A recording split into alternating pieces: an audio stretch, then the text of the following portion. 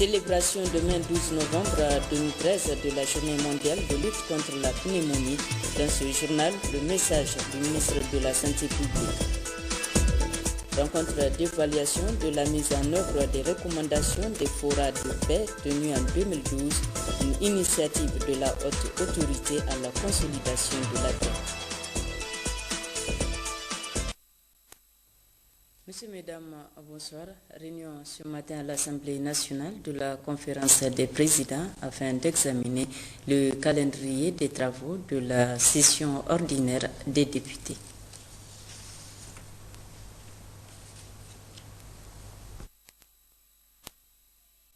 Le ministre d'État à la présidence de la République, Albadi Abouba, a présidé ce matin au Palais des Congrès l'ouverture de l'atelier d'évaluation de la mise en œuvre des recommandations des forats de paix de 2012, rencontre initiée par la haute autorité à la consolidation de la paix avec l'appui du PNUD et de la coopération japonaise. Issoufou Samaïla, Gérard Abdelaziz.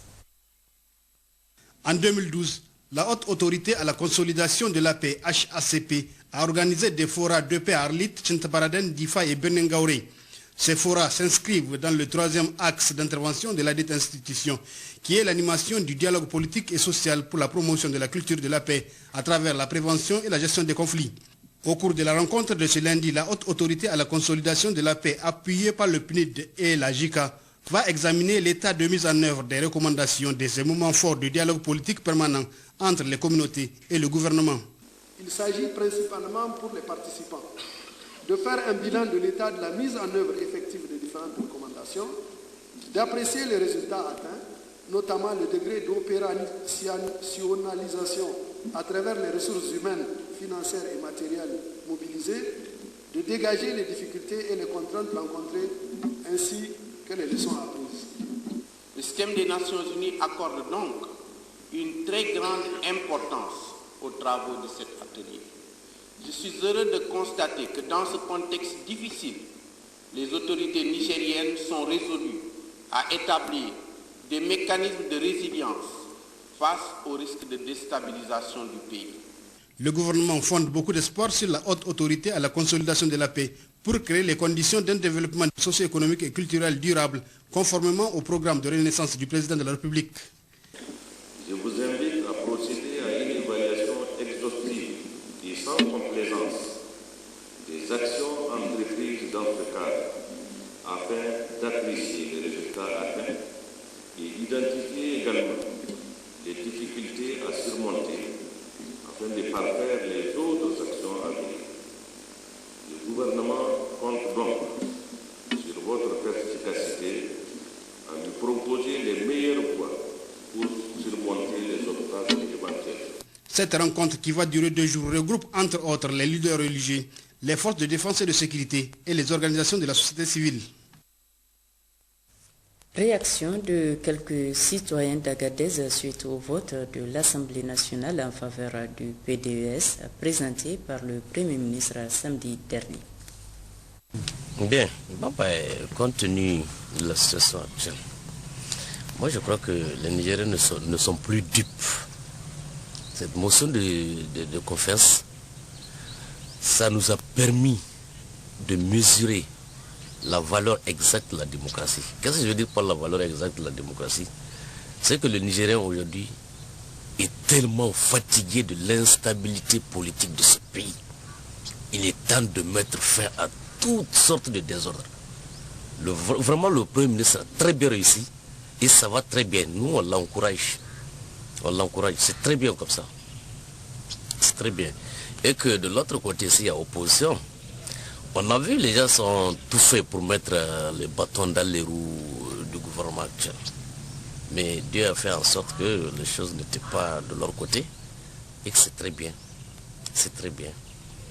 Tout un Nigérien, un vrai patriote aujourd'hui est très fier de cette situation dans laquelle nous sommes.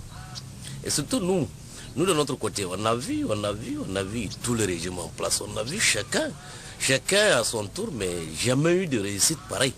Ça, je ne vous cache pas, jamais eu de réussite pareille. C'est très bien. Et les Nigériens ont fait preuve de maturité d'esprit. Donc avant de me prononcer par rapport à la motion qu'on vient de voter. Je dois d'abord vous remercier, en tout cas pour avoir permis à nos autres citoyens de nous prononcer là-dessus. Donc par rapport à cette motion, nous en tout cas en tant que citoyens, nous nous réjouissons de d'ici heureuse par rapport à laquelle en tout cas les députés en toute responsabilité sont parvenus. Nous pensons que cela va beaucoup réconforter notre pays, ça va beaucoup réconforter notre démocratie. Et puisque parmi ces députés, nous avons remarqué qu'il y en a même quelques-uns de l'opposition qui ont voté en faveur. Donc cela grandit en tout cas de notre point de vue, notre pays, ça grandit notre démocratie. Et il faut aussi dire que c'est une première, en tout cas en ce que je sache, en Afrique, qu'un gouvernement vienne engager sa responsabilité lui-même sans qu'il ne soit forcé à la faire devant le Parlement. C'est une grande première et on ne peut que souhaiter en tout cas bon succès au Premier ministre. C'est très bon dans l'ensemble. Vraiment, on est très fiers, très contents de ce qui s'est passé le samedi. Vraiment, ce qu'on a fait là, ça nous a vraiment très intéressés en tant que citoyens. On est pour ça et on veut que ça continue dans ça. Même nous, on soutient le Premier ministre. On veut que le programme là soit retenu. C'est bon dans l'ensemble. Vraiment, on n'a qu'à aller comme ça. Nous, on ne veut pas toujours retourner en arrière là. On veut qu'on va toujours en avant. Toujours suite au vote en faveur de la motion de confiance, les populations de Zender ont également réagi en apportant leur soutien au président de la République et au gouvernement de Brigitte Raffini. Nous tirons vraiment la leçon qu'aujourd'hui, quand même la démocratie est en marche au Niger et que nos députés en tout cas ont pris la mesure de la portée de cette décision-là parce que il était tout à fait bon pour le gouvernement. Ça décrispe, vous voyez, à un moment donné, le gouvernement se posait la question, est-ce que vraiment il avait la confiance du peuple? Donc il fallait jauger. Je pense que ce qui est arrivé est une très bonne chose et ça permet au gouvernement de s'assurer que le peuple a encore confiance et qu'ils peuvent continuer à mettre en œuvre le PDS 2012-2015. Et je pense que tout le monde doit adhérer parce que cela va vraiment augurer des perspectives assez heureuses pour le Niger. À ce gouvernement, donc les financements ne vont pas retarder, donc ça va continuer, donc on va aller continuer à travailler. Donc tous les projets que l'État entame et développer dans le pays, donc seront exécutés, donc il n'y a pas de retard. Donc parce qu'il n'y a pas eu de perturbation politique, donc cette stabilité, donc ce qui fait que le Niger sera un peu vu de bon œil sur l'échiquier mondial. Donc la démocratie donc, va se plaindre au Niger, donc la démocratie qui est en avant. Je crois que c'est une bonne chose si ça va avancer le pays. Donc toujours on est au tenant de recommencement.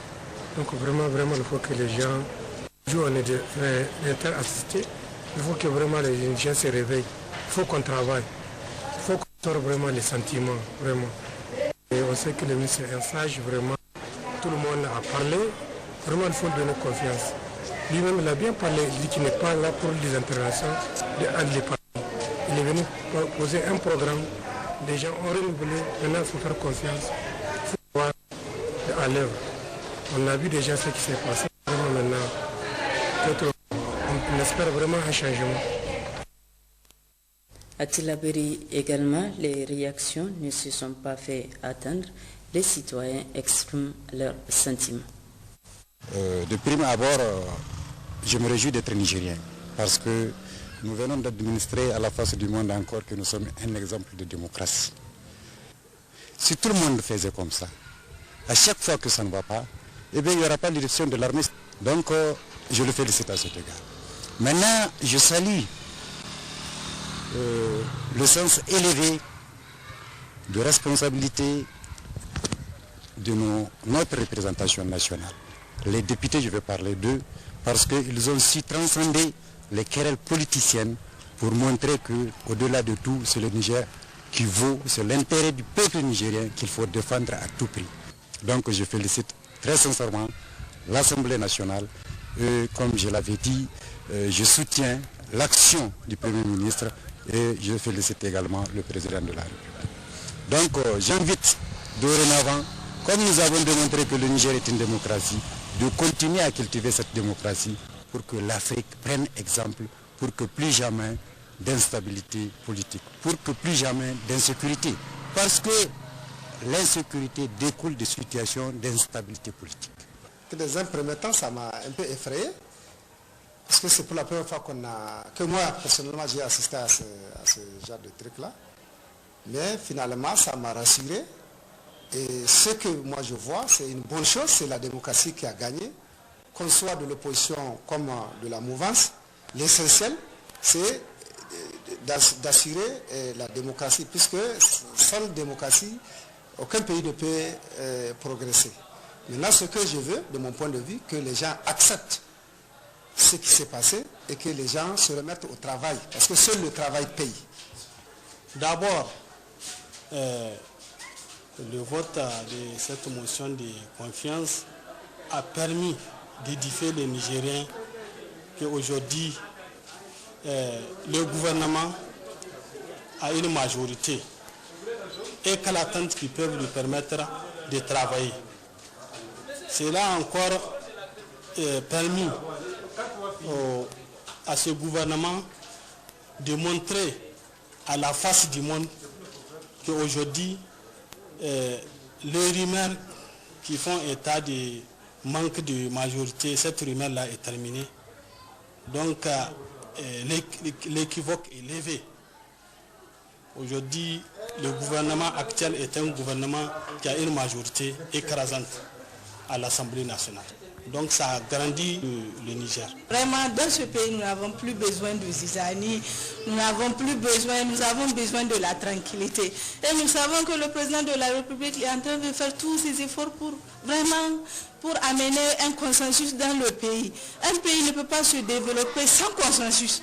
Donc vraiment, ce que je veux, j'ai beaucoup apprécié le passage de cette motion, j'ai beaucoup apprécié, j'ai beaucoup aimé. Vraiment, ce que je veux, nous sommes là pour travailler. Le Niger, là, ça nous appartient tous. Si le Niger, là, vraiment, si on rentre encore dans les souvenirs antérieurs, vraiment, que je crois que ce serait encore grave. À l'instar de la communauté internationale, le Niger célèbre demain 12 novembre 2013 la journée mondiale de lutte contre la pneumonie. Journée instituée en vue de susciter une prise de conscience à tous les niveaux sur la nécessité d'améliorer la santé des enfants qui souffrent de cette maladie. Dans le message livré à cette occasion, le ministre de la Santé est revenu sur les efforts consentis par le Niger pour une prise en charge adéquate de la pneumonie. Le ministre Manu Agali. Cette célébration vise à susciter une prise de conscience de toutes et de tous sur la nécessité de penser à l'amélioration de la santé des enfants menacés par la pneumonie dans le monde. Comme vous le savez, la mortalité néonatale et infantile demeure encore l'un des défis majeurs de la communauté internationale au XXIe siècle. En effet, au niveau mondial, sur les 8 millions de décès annuels, la pneumonie et la diarrhée sont responsables de la plus grande proportion, avec respectivement 18 et 15%. La pneumonie tue beaucoup plus d'enfants que toute autre maladie dans le monde. Elle pose un problème important dans les communautés et constitue un énorme fardeau pour les familles et les systèmes de santé. Face à cette situation, la communauté internationale s'est engagée à réduire de 2 tiers le taux de mortalité des enfants de moins de 5 ans d'ici 2015, c'est-à-dire atteindre l'OMD 4. Mesdames et messieurs, au Niger, les autorités de la 7e République, soucieuses de la préservation de la santé des populations, se sont résolument engagées à réduire la mortalité maternelle, néonatale et infantile par une prise en charge adéquate de la femme, du nouveau-né et de l'enfant à tous les niveaux de la pyramide sanitaire du pays. Cette approche a permis une réduction drastique du taux de mortalité infantile par notre pays. Il vous souviendra que le 7 avril 2011, dans son discours d'investiture, Monsieur le Président de la République, chef de l'État, son Excellence Issoufou Mahamadou, disait, et je cite, « Je pense à ces femmes qui meurent en donnant la vie. Je pense également à ces enfants qui n'ont aucune chance de fêter leur 5e anniversaire. » Fin de citation. C'est dire combien les questions liées à la morbidité et la mortalité des enfants sont au cœur de la politique du gouvernement. Mesdames, Messieurs, le thème mondial de cette journée est « Le vaccin à lui seul ne suffira pas ». À cet effet, il nous faut renforcer les interventions à haut impact, dont entre autres la vaccination pour la prévention, telle que la vaccination contre l'hémophilus influenza B et les vaccins pneumococciques conjugués, l'allaitement maternel exclusif jusqu'à l'âge de 6 mois, le traitement des cas par des antibiotiques à tous les niveaux, la prévention et la prise en charge de l'infection à VIH, l'amélioration de la nutrition et la diminution des cas de faible poids de naissance, le lavage des mains à l'eau et au savon, la lutte contre la pollution interne. Ces interventions doivent être davantage accompagnées de la communication interpersonnelle ainsi que de la communication de masse à l'endroit des populations. Mesdames, Messieurs, le gouvernement nigérien, avec l'aide de ses partenaires, a pris des mesures importantes pour plus de justice, de droit et d'équité en matière de santé. Des améliorations en matière de santé maternelle et infantile sont en cours actuellement dans notre pays et les résultats sont très encourageants. Ceci a permis à notre pays de réduire le taux de mortalité infanto-juvénile de 198 pour 1000 à 127 pour 1000 de 2006 à 2012 et le taux de mortalité infantile de 81 pour 1000 à 51 pour 1000 pour la même période. La décentralisation des soins et leur rapprochement au plus près possible des ménages avec le développement et la mise à échelle de la prise en charge intégrée des maladies de l'enfant à travers plus de 2500 cases de santé et 900 centres de santé intégrés est désormais devenue une réalité. Mesdames, Messieurs, la célébration de cette journée vise à mobiliser les décideurs à tous les niveaux et plus particulièrement au niveau de la communauté pour qu'ils prennent les mesures adéquates afin que chaque communauté, chaque famille et chaque individu mettent l'accent sur la mise en œuvre effective de ces stratégies pour l'atteinte des objectifs du plan de développement sanitaire 2011-2015. Dans le cadre de la célébration de cette journée, plusieurs manifestations sont programmées et seront mises en œuvre avec la participation de différents acteurs. Il s'agit de une marche de sensibilisation sur les moyens de lutte contre la pneumonie, des consultations pédiatriques gratuites pour les enfants de 0 à 5 ans au niveau des centres intégrés de Kombo, de Saga, de Bougoum, tous situés dans la ville de Niamey, et d'une caravane de sensibilisation au niveau des villages de Tondi Kwara, Tondi Gamay et Tondi Bia. Mesdames, Messieurs, avant de terminer, je tiens à réitérer mes sincères remerciements à l'ensemble des partenaires techniques et financiers du secteur de la santé et plus particulièrement à l'OMS et l'UNICEF qui contribuent sans relâche au développement de la santé de l'enfant au Niger. Sur ce, je déclare solennellement lancer les activités de la Journée mondiale de lutte contre la pneumonie au Niger. Vive la coopération internationale, je vous remercie. Et puis un invité sur ce plateau, il s'agit de M. Adolphe Baguiti Wali, directeur général des hydrocarbures au ministère de l'Énergie et du Pétrole, en même temps vice-président du comité d'organisation de la 6e conférence sur le financement et le négoce du pétrole, du gaz et des mines en Afrique. Bonsoir Monsieur Adolphe. Bonsoir. Et merci d'être venu. Notre pays va abriter dans quelques jours un événement de taille en termes de notoriété et aussi de vente de son image. Alors, en tant que vice-président du comité d'organisation, quelle définition peut-on donner à Oil Gas Mine? Merci madame.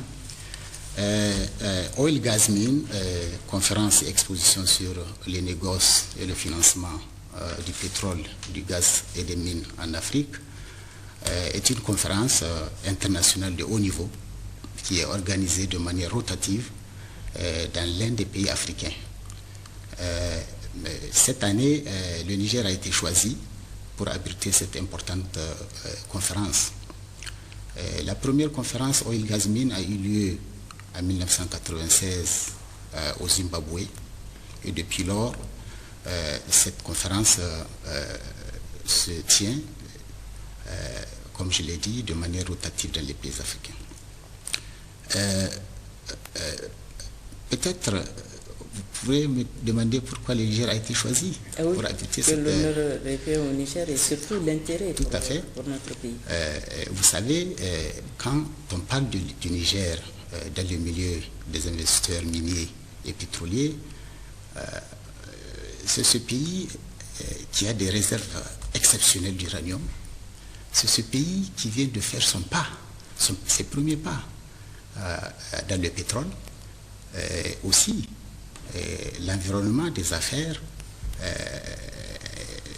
au Niger a permis, depuis 2005, date à laquelle nous avons adhéré à l'initiative sur la transparence dans les industries extractives, donc a permis une certaine confiance à l'endroit de notre pays.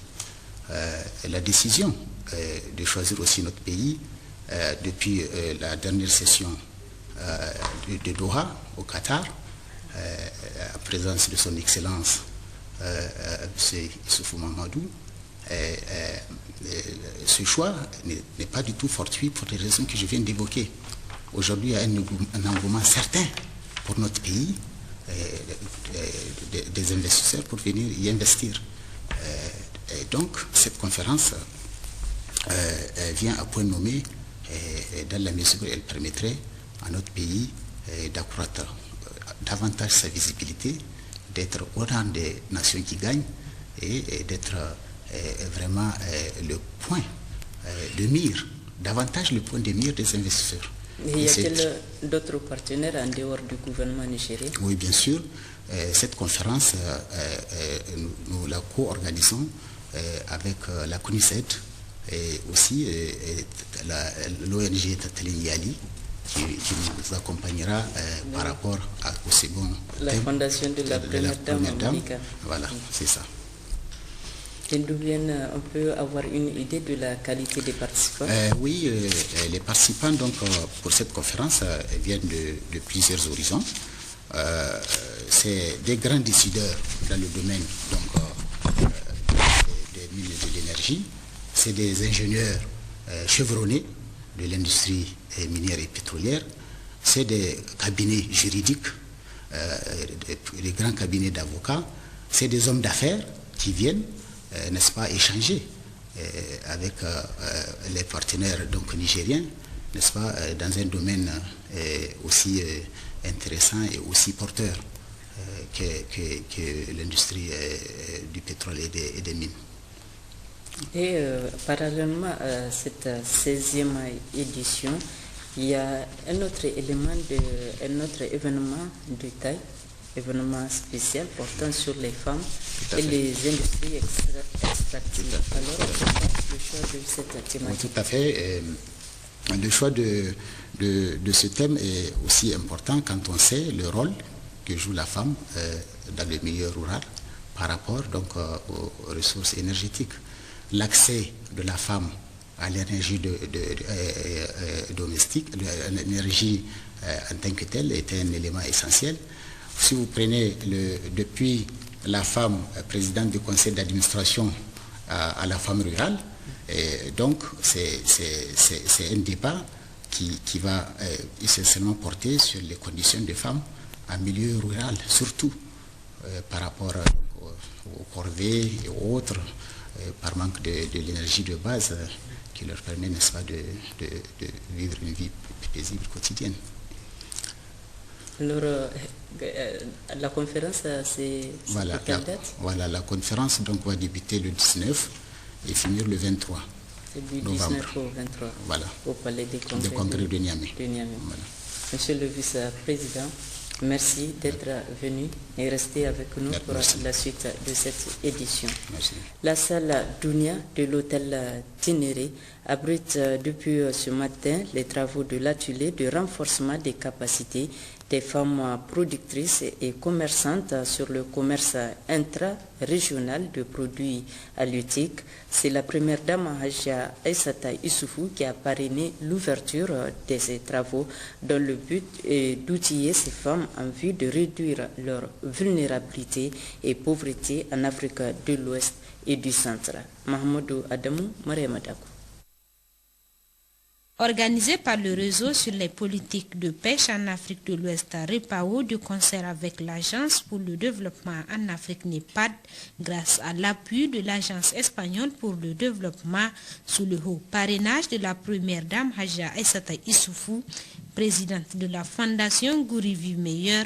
Cet atelier régional de renforcement des capacités des femmes de l'Afrique de l'Ouest et du Centre vise à jeter les bases d'un partenariat africain afin de permettre aux femmes de jouer un rôle de premier plan dans la création de valeur ajoutée dans le secteur de la pêche.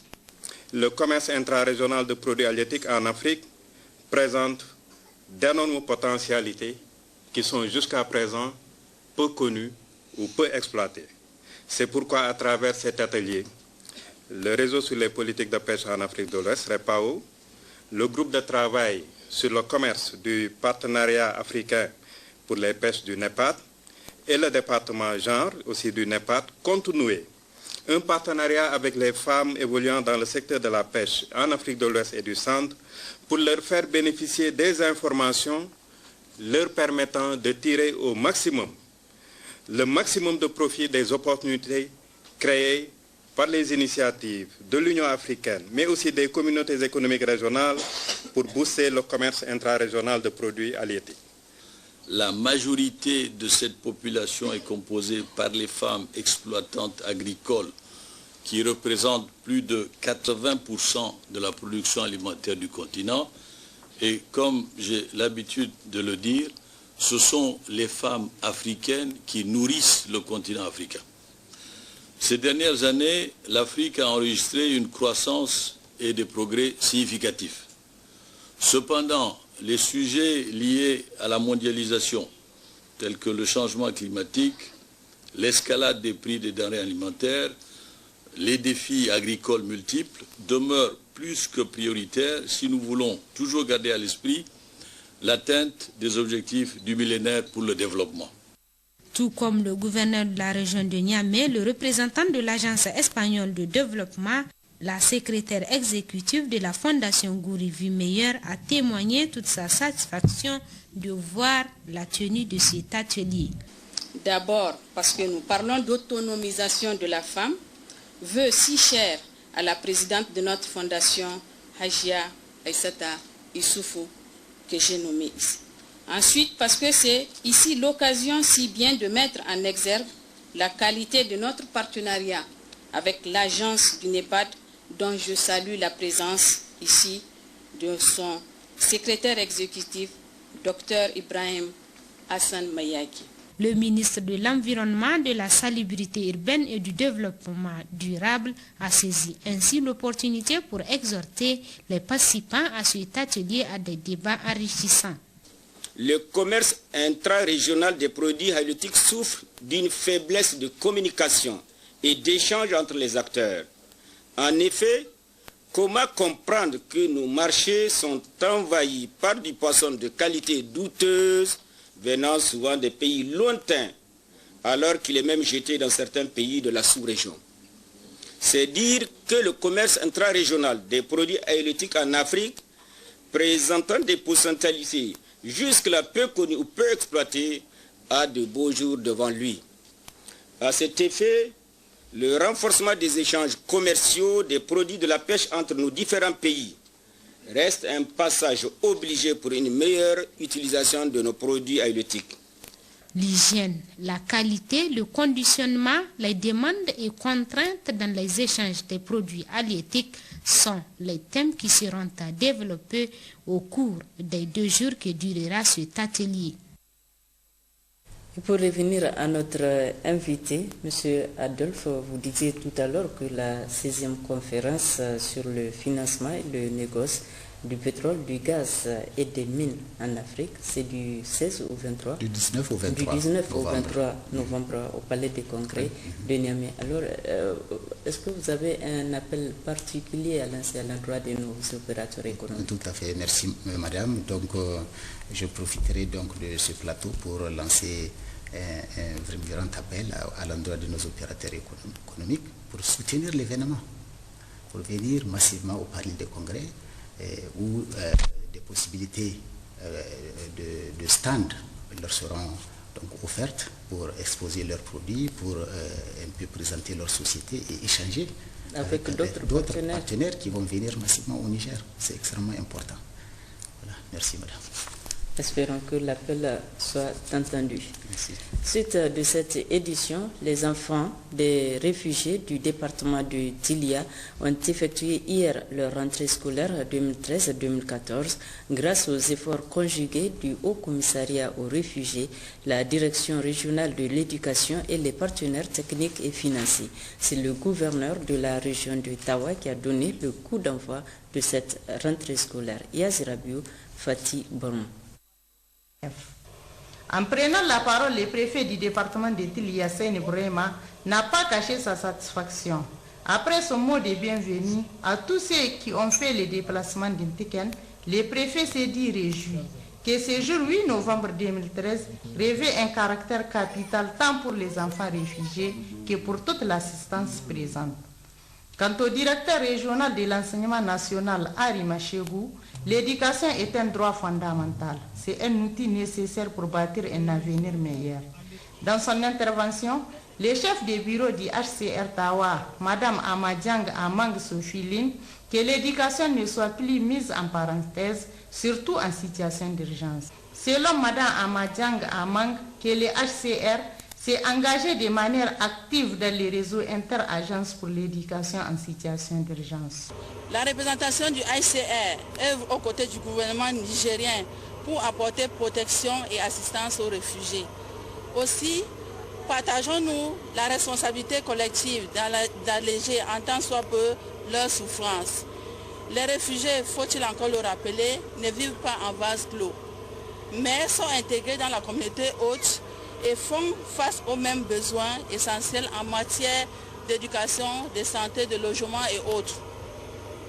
Dans cette dynamique, la DREP, en collaboration avec le HCR, l'UNICEF, l'UNESCO, les ONG ACARAS et HCSF ont conjugué leurs efforts pour rendre possible le démarrage des cours. Désormais, la ZAD Intekan a une école qui accueille aussi bien les enfants réfugiés, les retournés ainsi que les enfants de la population haute. Bel exemple d'intégration et témoignage d'une cohabitation pacifique.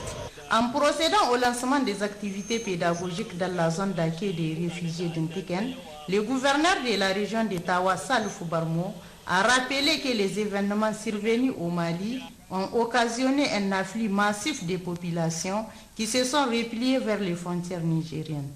Cette situation, dira le gouverneur, a nécessité la planification et la mise en œuvre d'une série d'activités de sécurisation et de réponses adéquates aux problèmes de protection, de santé, d'eau, d'hygiène et de l'éducation des enfants des réfugiés.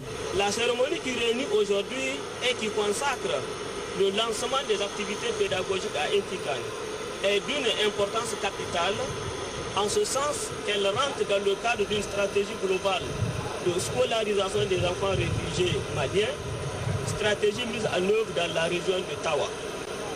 Conscient du fait que l'éducation est un droit inaliénable pour tout citoyen déplacé ou non, les autorités de la 7e République, au premier rang desquelles son Excellence M. Issou Mamadou, la chef de l'État, n'ont ménagé aucun effort pour assurer une éducation de qualité aux enfants réfugiés maliens au Niger. C'est dans ce sens que les services académiques de la région ont été instruits pour créer les conditions favorables à la scolarisation des enfants réfugiés, aussi bien à Intikan qu'à Tazalit. Après la coupure du ruban, une visite guidée a conduit le gouverneur et sa délégation dans les différentes classes.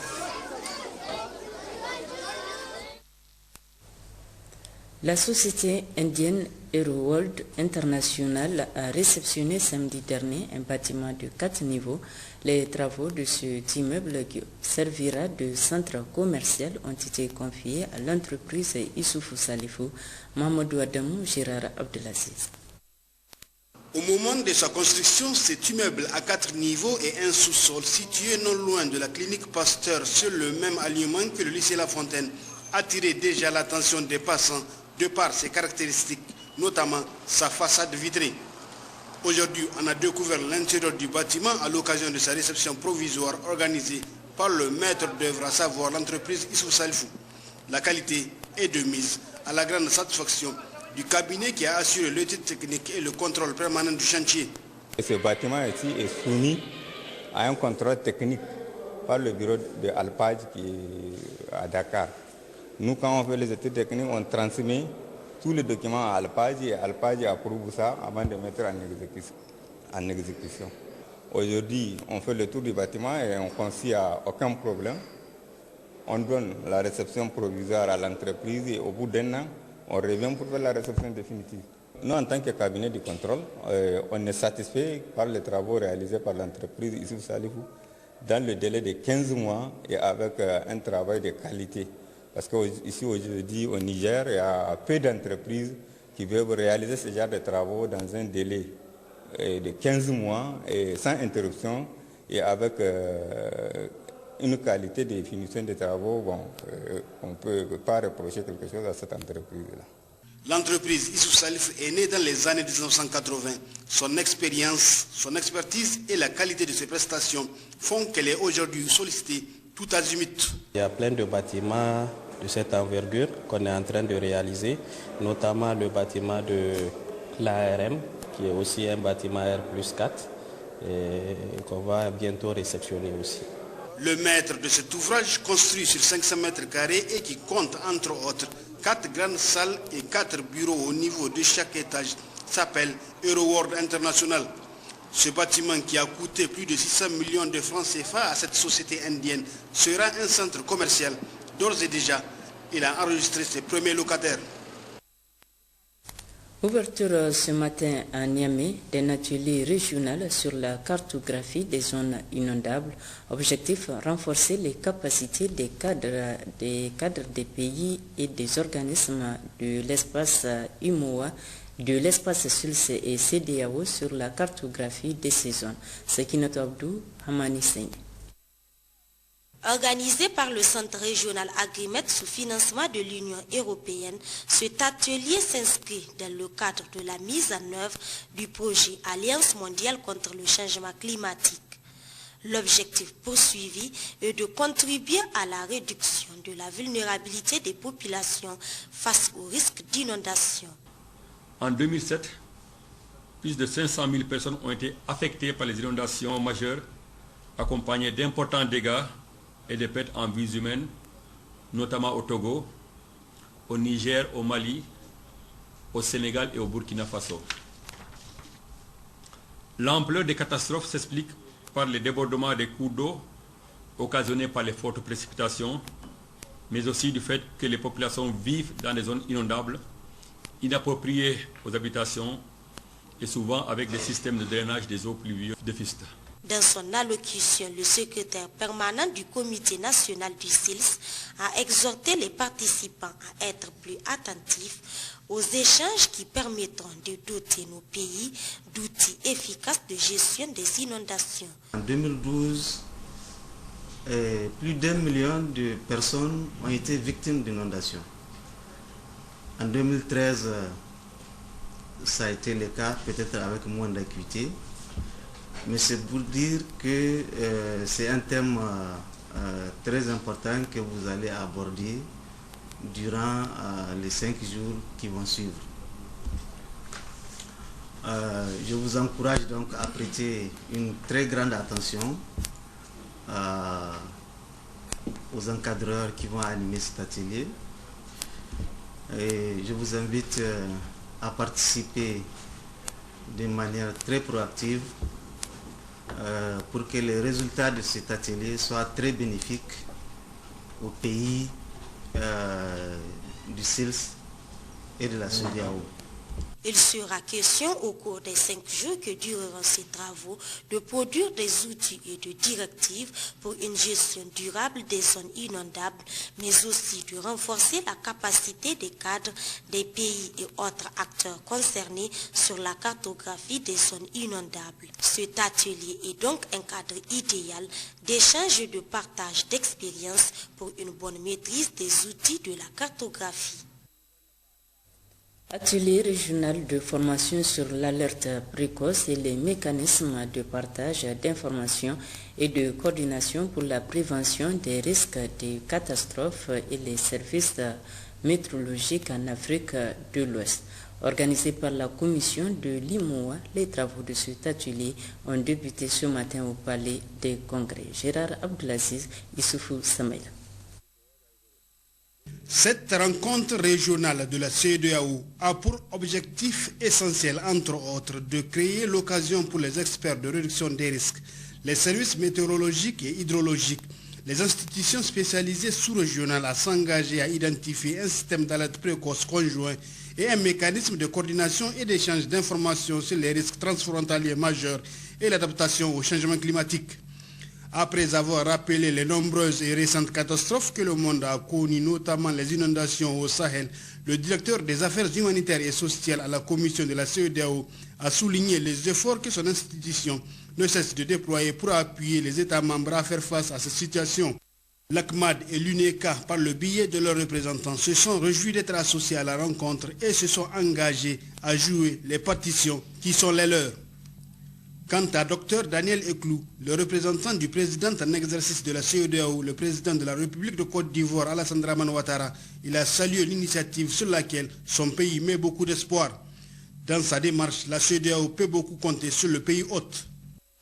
Le Niger, comme un précurseur, s'est doté depuis 1989 d'un ensemble d'instruments qui ont abouti à la création en 2012 d'un dispositif national de prévention et de gestion des catastrophes et crises alimentaires, un cadre de concertation, de coordination, de décision et de mise en œuvre des mesures de réponse.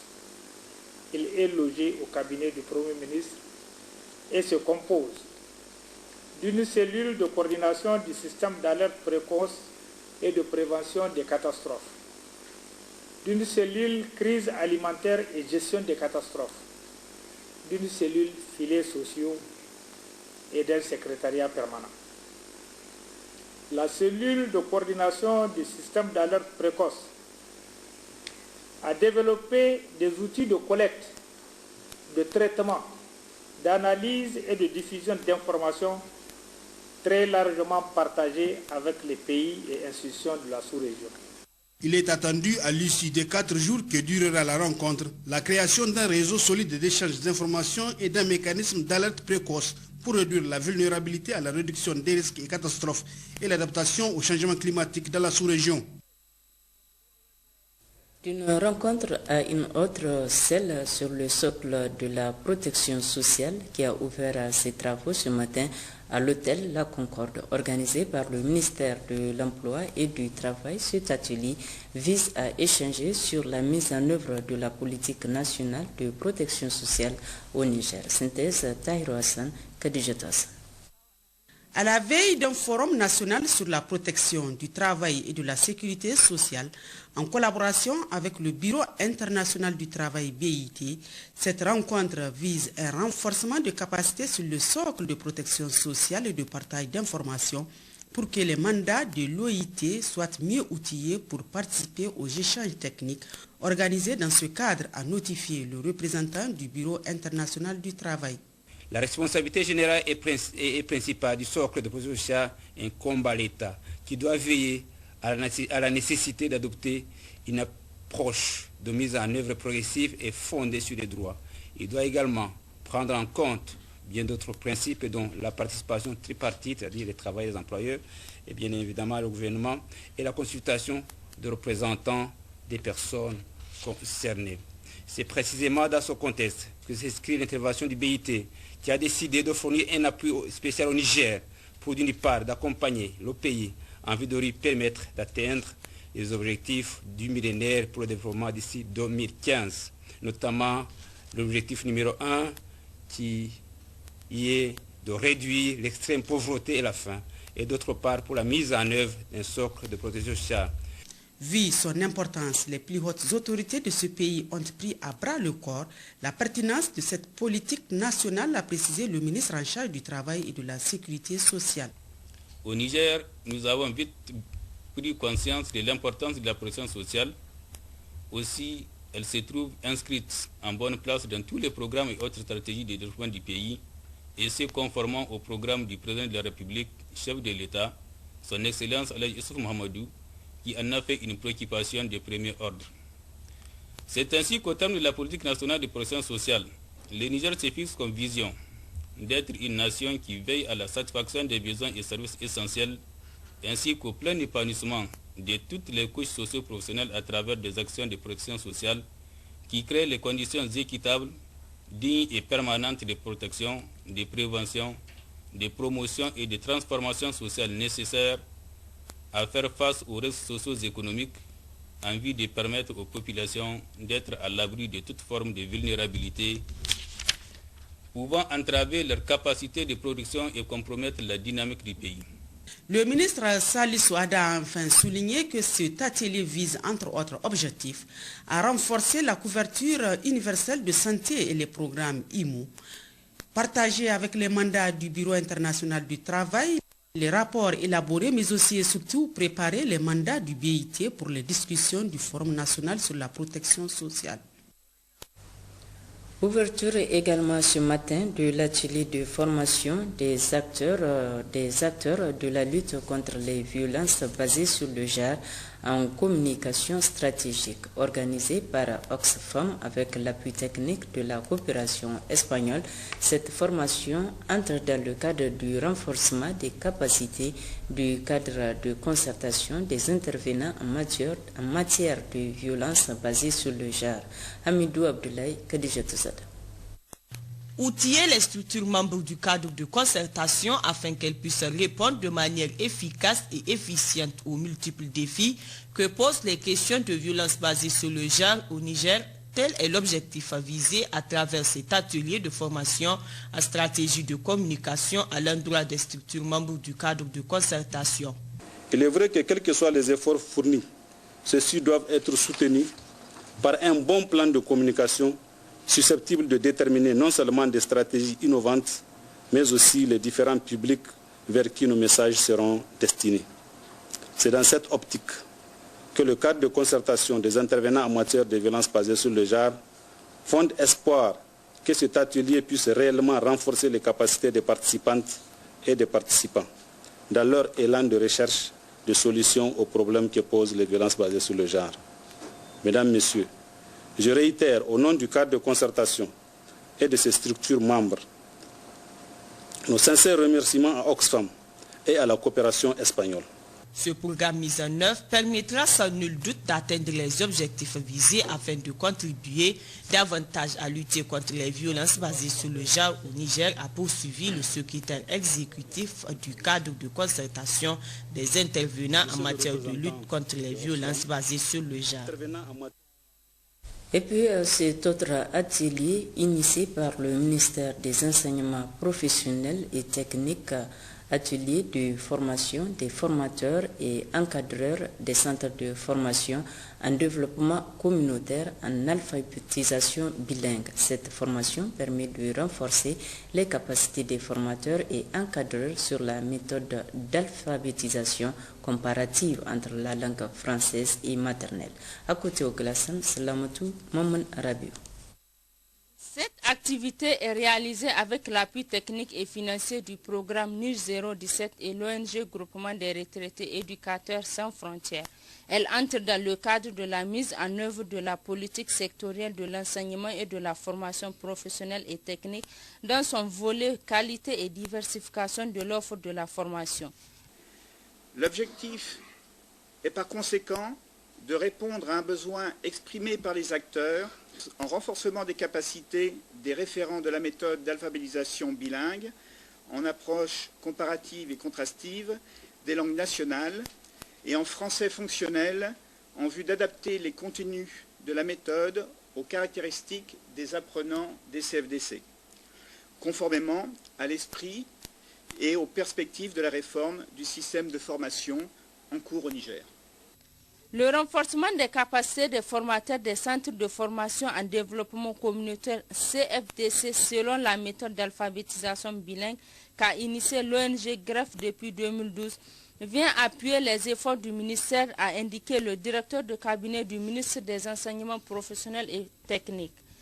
Les CFDC, dont le nouveau cadre juridique vient d'être validé, constituent désormais un socle de base pour le dispositif de l'FPT en raison d'un centre par commune d'ici 2016 avec plusieurs filières enseignées en vue de mieux répondre aux besoins locaux en matière de formation et d'insertion professionnelle. L'alphabétisation est l'une des disciplines transversales des CFDC parce qu'elle permet d'asseoir chez les apprenants des compétences instrumentales et fonctionnelles favorisant un apprentissage efficace et pérenne des métiers, surtout pour des apprenants jeunes et adultes non scolarisés, déscolarisés ou analphabètes, dont la formation requiert des méthodes et des programmes flexibles et appropriés. Il s'agira pour les formateurs et encadreurs pédagogiques des CFDC durant cette formation de s'approprier la méthode d'alphabétisation comparative en vue d'atteindre efficacement leurs objectifs de formation et d'encadrement, surtout dans une perspective des passerelles pour le système formel. Une mission du Millennium Challenge Account qui séjourne depuis hier dans la région de Zender a organisé ce matin un atelier sur les contraintes qui freinent le développement économique du Niger. Sandanataï. Organisé par le Millennium Challenge, cet atelier dont la cérémonie d'ouverture a été présidée par le secrétaire général adjoint de la région de Zender, Issa Moussa, a regroupé les autorités administratives et coutumières, les cadres techniques régionaux, les enseignants-chercheurs, les représentants des ONG et associations de développement. Il a permis aux parties prenantes de partager les résultats des études menées par le Millennium Challenge Account Niger en collaboration avec le MCC et les ministères sur toutes les contraintes qui freinent la croissance économique, le développement durable et la réduction de la pauvreté, les inégalités sociales, le genre et les opportunités d'intervention, les difficultés d'accès à l'eau pour la production, les difficultés du commerce et le faible environnement des affaires. Pour lever toutes ces contraintes, des arbres à problème ont été élaborés, de même que des stratégies d'intervention axées sur les résultats. Vous pouvez donc vous-même le constater. Les objectifs là cadrent parfaitement avec les orientations du président de la République, chef de l'État, son Excellence Issoufou Mahamadou, qui a prévu, ou du moins qui dans son programme de la Renaissance, a estimé que notre pays doit tendre vers ce qu'on appelle la SDDC, c'est-à-dire la stratégie de développement pour la croissance inclusive. Et que les participants ont répondu massivement présents à cette consultation. À noter enfin que ces travaux se sont achevés sur une note de satisfaction générale avec l'internalisation par les parties prenantes des contraintes à la croissance économique et les interventions en cours dans le domaine d'accès à l'eau pour la production. Maradi abrite aussi depuis ce matin les travaux d'un atelier d'échange sur la place des organisations paysannes dans la mise en œuvre de l'initiative 3N, cadre de PASADEM, opportunités et défis. Kassoum Moutari, Mouman Oumarou. Soulignons que l'initiative 3N découle de l'engagement politique au plus haut sommet de l'État. On se souvient encore du discours d'investiture du président Issou Mahamadou le 7 avril 2011, quand il disait, je cite, « Le peuple nigérien a un immense défi à relever, un défi qui a un rapport avec sa dignité et son honneur, le défi de l'éradication de la faim. Il est choquant que de manière récurrente, nous soyons réduits à mendier notre pain quotidien auprès des autres peuples, comme en témoignent les dernières élections. Notre peuple a conquis sa liberté politique. Il lui reste maintenant à réaliser l'alliance de la liberté et du pain. » Fin de citation.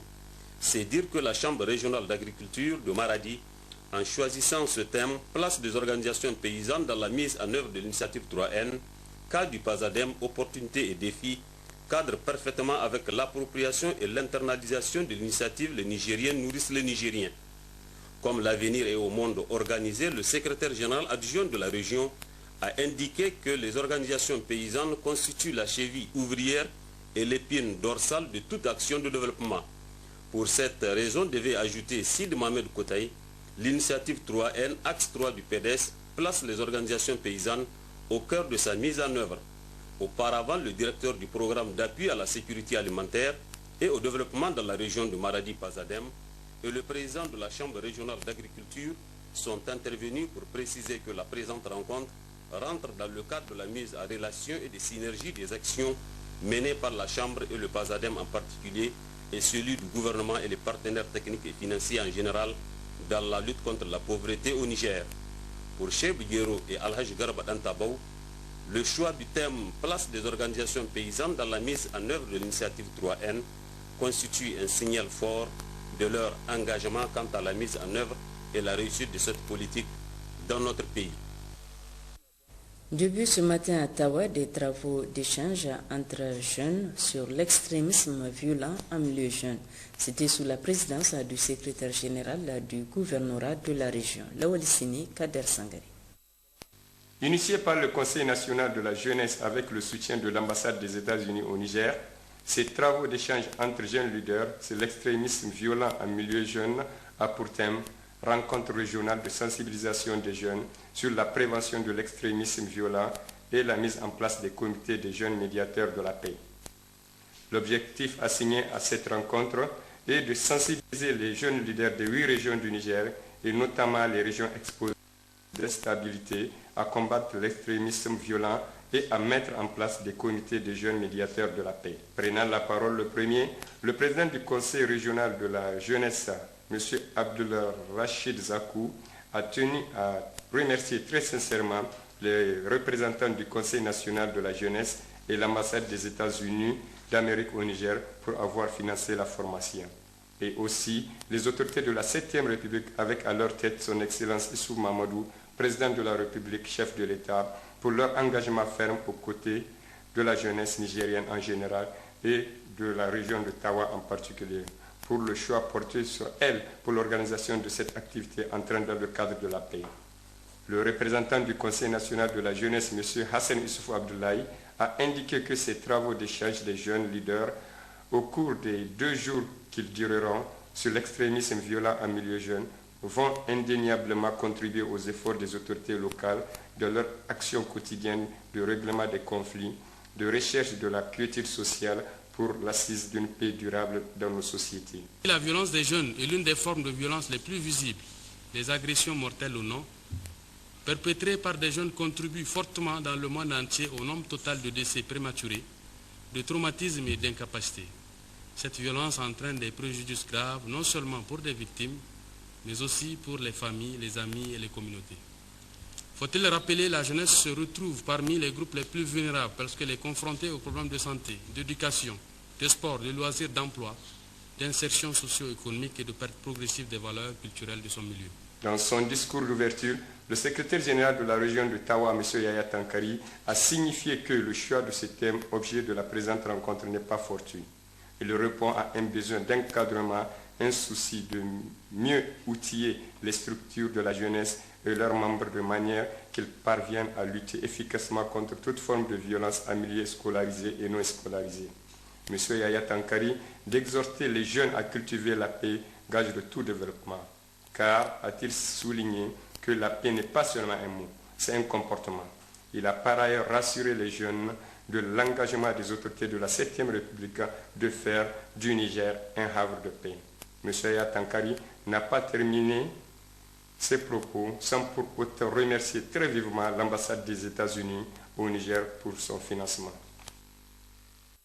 Rentrée officielle ce matin suivie d'une remise de distinction aux lauréats de la promotion 2011 de l'école des mines de l'industrie et de la géologie EMIC. C'est le directeur de cabinet du ministre des Enseignements supérieurs qui a présidé cette cérémonie, également marquée par une journée porte ouverte. Seyni Soumaïla Ibrahim. La présente cérémonie consacre un double objectif. D'une part, marquer la rentrée officielle 2013-2014 de l'école des mines de l'industrie et de la géologie et de faire connaître cette école.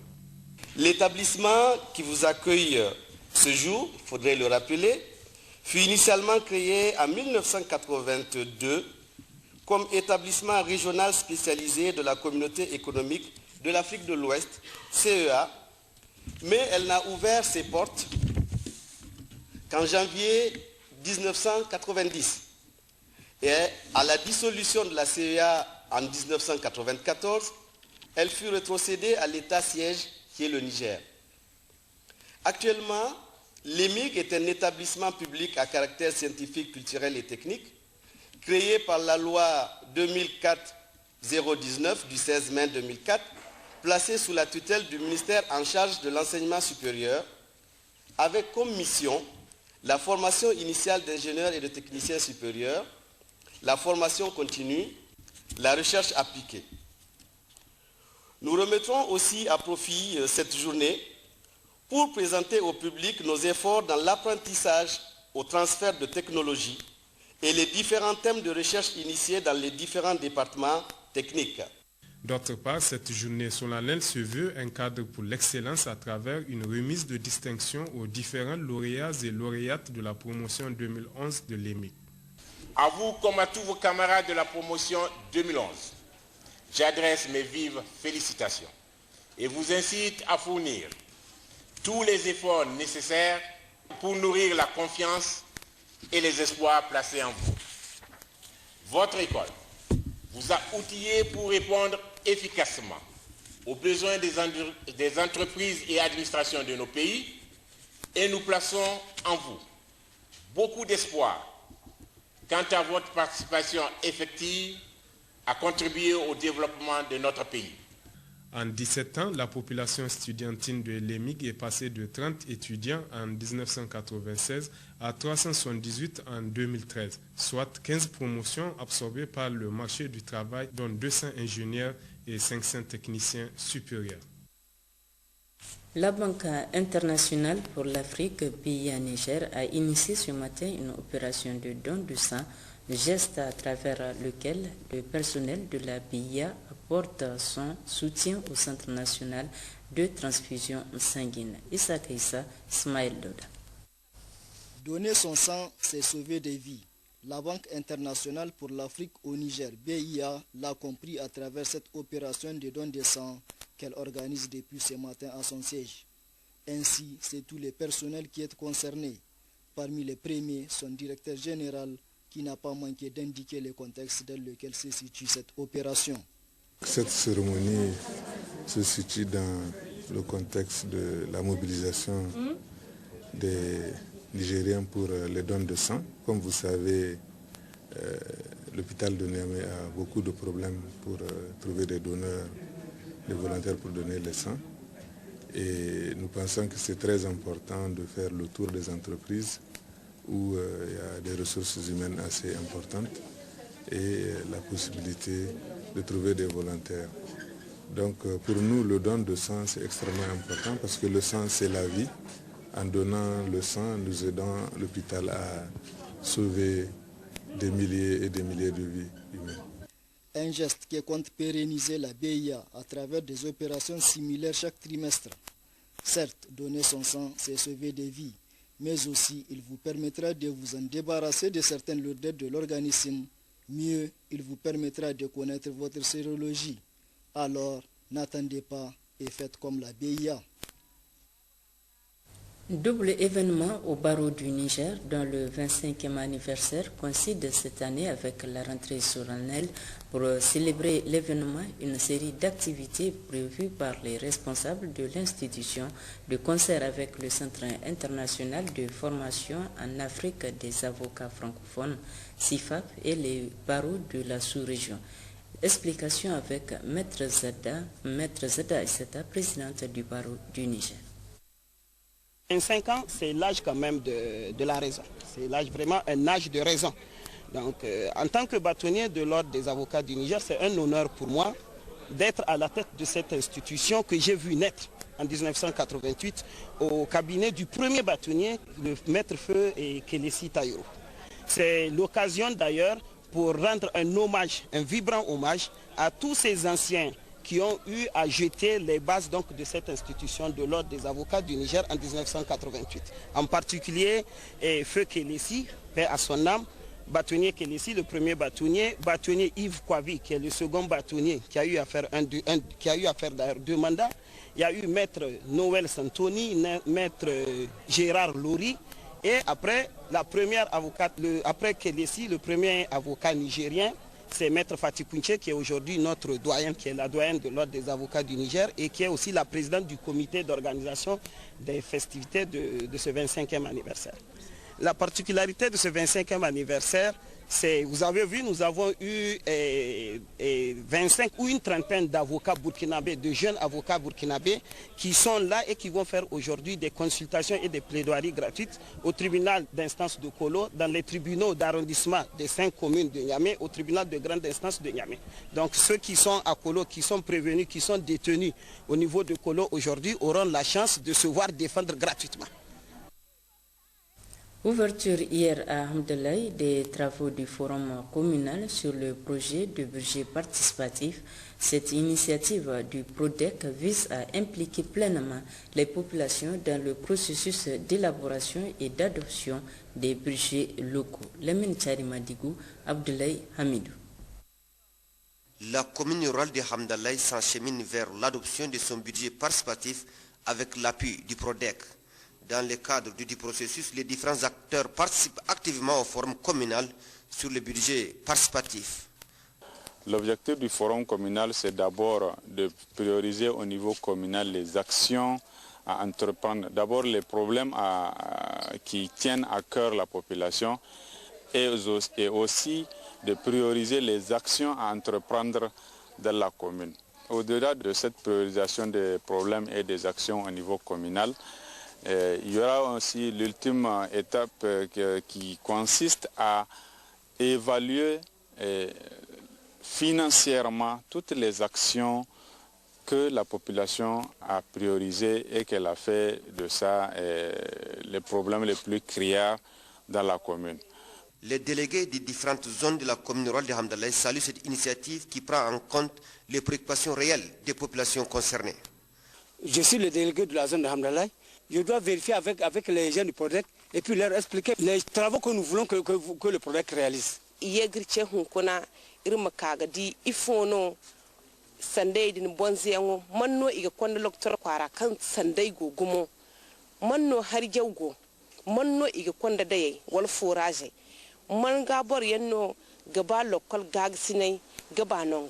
Le budget participatif soutenu par les PRODEC est un outil fondamental dans la gouvernance locale. À Tawa, le préfet du département d'Abalak a réceptionné ce matin 20 motopompes destinées aux exploitants maraîchers du département. Abdoulaye Abdraman et Hawa Mamoudou. Il s'agit de 20 motopompes remises aux 20 bénéficiaires des 20 forages maraîchers réalisés par l'État nigérien à Trouf, département d'Abalak. 3 allocutions ont marqué cette cérémonie. Celle d'abord du préfet du département Abdou Salami, qui s'est dit très réjoui avant de rappeler que c'est pour atteindre l'autosuffisance alimentaire que les autorités de la 7e République, au premier rang desquelles son Excellence Mahamadou Issoufou, président de la République, chef de l'État, a initié l'initiative 3N. Les Nigériens nourrissent les Nigériens. Occasion pour Abdou Salami de saluer tous ces efforts avant d'inviter les bénéficiaires à faire bon usage. Quant au chef de groupement Tsemet et le maire de la commune rurale de Tapalak, ils ont chacun, en ce qui le concerne, salué ces efforts. Agali El Mokhtar devait ajouter que la commune rurale de Tapalak a obtenu de l'État nigérien plusieurs réalisations, telles que le fonçage du forage de la mine à UP du Tapalak, la construction d'un parc de vaccination, la vente à prix modéré, entre autres, avant de saluer les efforts des autorités de la 7e République, efforts qu'ils ne cessent de déployer pour le bien-être des populations. Ces populations très émues ne cessent de dire merci. Merci, merci au président de la République, son Excellence El Hadj Mahamadou Issoufou.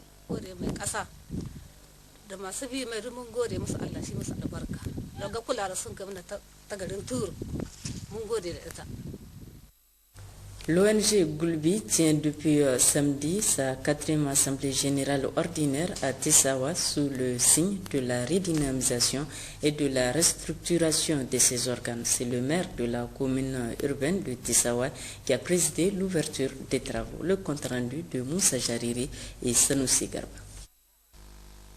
Créée en 2005, Gulbi est une organisation non gouvernementale d'envergure nationale dont les activités s'inscrivent dans le cadre de la lutte contre la pauvreté sous toutes ses formes. Elle intervient notamment dans les domaines de la sécurité alimentaire à travers la construction des banques céréalières, l'organisation des opérations food et cash for work, des opérations de cash transfer et blanket feeding. Dans le domaine de l'éducation, par la construction des classes et la réhabilitation des laboratoires et la dotation des établissements scolaires en manuels et en outils informatiques. Dans le domaine de la santé publique, par l'organisation des caravanes de chirurgie foraine gratuite et des dons de médicaments. Dans le domaine de l'assainissement, par la construction des caniveaux, des digues de protection et l'organisation des nettoyages de la ville. Et ce n'est pas tout, car l'ONG Gulbi s'intéresse également au microcrédit en faveur des groupements féminins et à l'appui institutionnel en faveur de la gouvernance locale. En 2012, ce chiffre à plus de 433 millions de francs CFA. Par rapport au bilan, le bilan est totalement positif. Positif pourquoi? En ce sens où, par rapport au bilan moral que j'ai présenté, par rapport à la plénitude des activités qu'on a eu à mener sur le terrain, et je crois que le bilan il est visible, c'est un bilan palpable, il est globalement positif. Donc à travers les activités que nous sommes en train de mener, nous sommes en train d'apporter un plus aux efforts que l'État nigérien est en train de faire. Et le résultat est clair, Gulbi est en train d'émerger. Nous sommes un peu partout dans le pays et ça témoigne de notre grandeur et du sérieux de travail qu'on est en train de faire sur le terrain. Même souhait émis par le président de l'ONG Gulbi, Salisu Illo, et l'honorable chef de canton de Tessawa, Mansour Kanamegizo. Les deux hommes ont salué de passage le courage bénévole du secrétaire exécutif de Gulbi et son staff pour le travail abattu sur le terrain et dont les bonnes notes d'évaluation des partenaires de Gulbi en témoignent du succès. Un succès que n'a pas perdu de vue le maire de Tessawa. De par la consistance et la pertinence de ses réalisations, a poursuivi le maire Aboubakar Sitou. L'ONG Gulbi contribue efficacement à la réalisation du programme de la Renaissance et de l'initiative 3N, chère au président de la République, Issoufou Mahamadou. Le directeur des opérations pour l'Afrique de l'Ouest de la FIFA a réceptionné ce week-end un hôtel 4 étoiles au centre technique de la FENIFOOT, fruit du projet GOL 4 de la FIFA. Cet hôtel permettra à la FENIFOOT d'accueillir les équipes nationales qui seront en regroupement pour leur préparation. La synthèse de cette cérémonie de réception avec Mohamed Soumana et Jibril Namalka.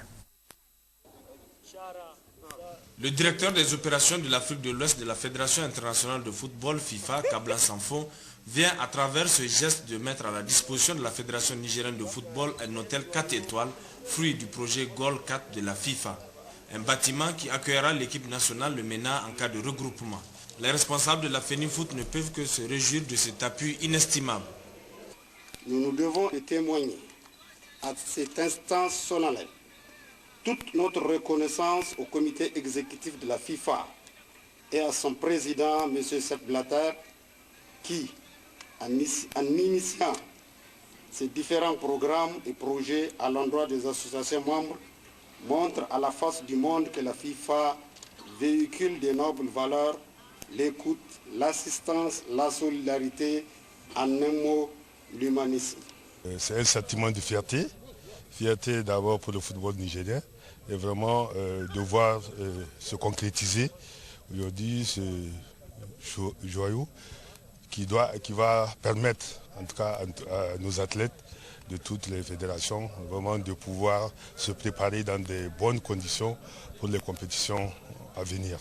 Il faut surtout que les bénéficiaires, c'est-à-dire les joueurs, il faut qu'ils sachent ce que c'est. Il faut qu'ils sachent ce qu'ils savent. Il faut qu'ils méritent d'être logés ici, dans ces chambres. On fait de jolis investissements et on y met beaucoup d'argent. Après, c'est le problème qui reste, c'est le problème d'entretien. Il faudrait que dès à présent, les gens pensent à l'entretien de ce joyau. Le directeur de cabinet du ministre de la Jeunesse des Sports, Haruna Dantonka, a salué cet appui de la FIFA qui vient renforcer les efforts du gouvernement.